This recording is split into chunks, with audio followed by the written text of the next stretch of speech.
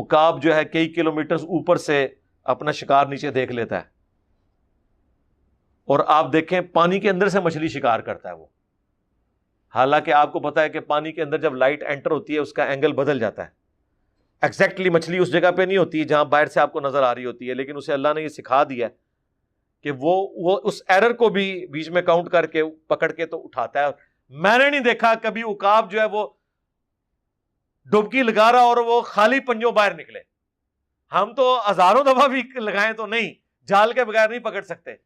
ہاتھ سے کتنے لوگ پکڑ لیتے ہیں،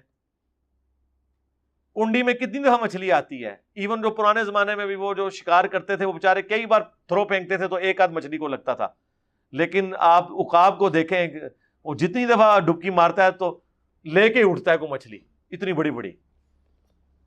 تو یہ جو کوالٹیز اللہ تعالیٰ نے دی ہوئی ہیں تو اس کے اوپر وہ صرف ان کے اوپر غور کرتے ہیں، اور دوسری